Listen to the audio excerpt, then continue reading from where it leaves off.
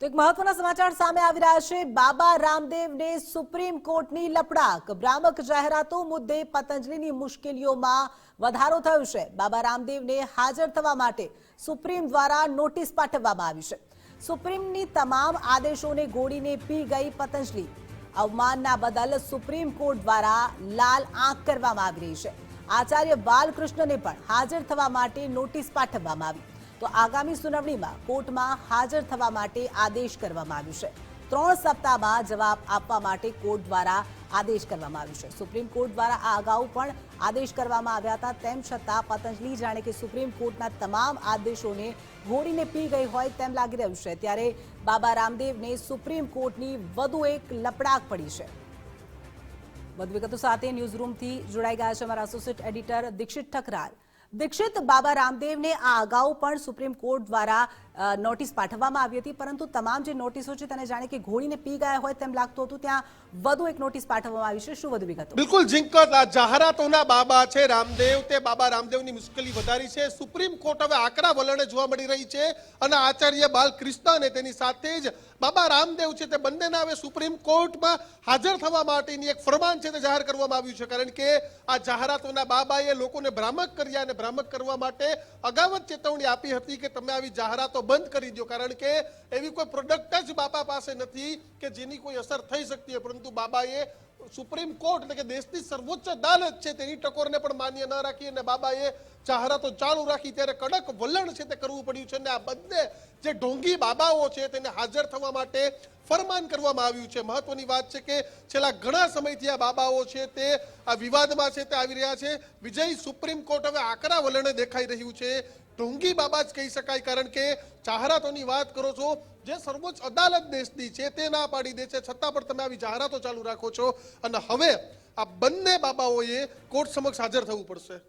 બિલકુલ વ્યક્તિગત રીતે હાજર થવાનો આ સુપ્રીમ કોર્ટે આજના ચુકાદાની અંદર આદેશ કર્યો છે અને આગામી 2 અઠવાડિયાની અંદર બાબા રામદેવ અને બાલકૃષ્ણ આચાર્યએ ફરજિયાતપણે સુપ્રીમ કોર્ટમાં હાજર થવું પડશે। કારણ કે અગાઉ સુપ્રીમ કોર્ટે જે ચુકાદો આપ્યો હતો, 3 સપ્તાહનો પતંજલિ પાસેથી જવાબ માંગ્યો હતો અને એ જવાબ પણ એટલે કે સુપ્રીમ કોર્ટના આદેશને આ પતંજલિ સંસ્થાન અને બાબા રામદેવ ઘોડીને પી ગયા એટલે ના છૂટકે આજે કોર્ટે આકરું વલણ દાખવ્યું છે અને બાબા રામદેવને અને બાલકૃષ્ણને હાજર થવા માટે ફરમાન કર્યું છે। કારણ કે આઈએમએ જે આયુર્વેદને લઈને પિટિશન દાખલ કરી હતી કે આ ભ્રામક જાહેરાતોથી લોકોના આરોગ્ય સાથે દેશમાં ચેડા થઈ રહ્યા છે ને તેને જ લઈને અગાઉ પણ સુપ્રીમ કોર્ટે કડક ચેતવણી આપી હતી, જાહેરાતો પર પ્રતિબંધ મૂક્યો હતો, પરંતુ તેમ છતાં આ બાબાને જાણે કોઈની પડી ન હોય તે રીતના આ ભ્રામક જાહેરાતો સતત ચાલુ રાખી હતી। એ ઉપરાંત કોર્ટના ઓર્ડરને, દેશની સર્વોચ્ચ અદાલતના ઓર્ડરને પણ તે જાણે ગણકારતા ન હોય તે પ્રકારે કોઈ પણ પ્રકારનો જવાબ પણ દાખલ ના કર્યો। આખરે ના છૂટકે આજે સુપ્રીમ કોર્ટે કડક વલણ દાખવીને તેમને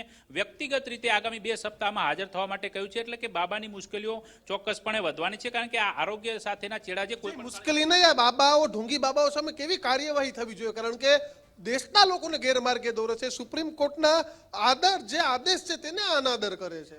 બિલકુલ સુપ્રીમનો ઓર્ડર અનાદર કરવો એ એક કાયદાકીય રીતે તો દેશની અંદર આ બંધારણનું, સર્વોચ્ચ અદાલતનું, દેશનું અપમાન ગણી શકાય। બીજી તરફ પોતાના વેપાર ધંધા માટે થઈને લોકોના જીવને જોખમમાં મૂકવા એ સૌથી મોટું મહાપાપ છે। તો તેમની વિરુદ્ધ આ જે મહાપાપ થઈ રહ્યું છે તો તેની સામે પણ કડકમાં કડક દાખલારૂપ કાર્યવાહી તો થવી જ જોઈએ, કારણ કે એ જ માંગ છે કે ઇન્ડિયન મેડિકલ એસોસિએશને દાખલ કરી છે।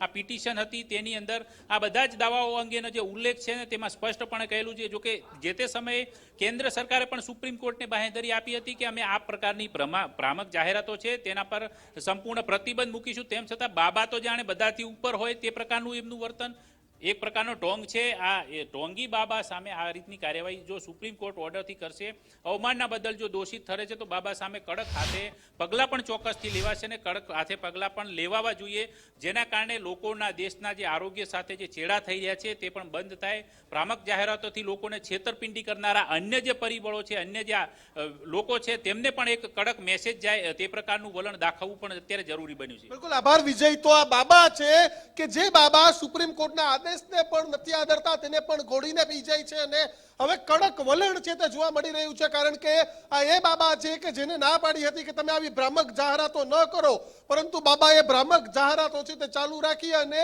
હવે બાબાને દેશની સર્વોચ્ચ અદાલત સામે હાજર થવું પડશે. એટલે કહી શકાય કે જે બાબા છે તે સુપ્રીમ કોર્ટના આદેશને પણ ઘોડીને પી ગયા છે. તેની સામે હવે જે કાયદો છે તેનો કોયડો છે તે દિવસે ને દિવસે મજબૂત થતો જાય છે. જિંકલ. જે દીક્ષિત, તમામ વિગતો સાથે જોડાવા બદલ આપનો આભાર. તો બાબા રામદેવની મુશ્કેલીમાં વધારો થયો છે. સુપ્રીમ કોર્ટે પતંજલિની આકરી ઝાટકણી કાઢી. તો હાલ સમાચારોમાં બસ આટલું જ. વધુ સમાચારો માટે આપ જોતા રહો ગુજરાત ફર્સ્ટ. નમસ્કાર.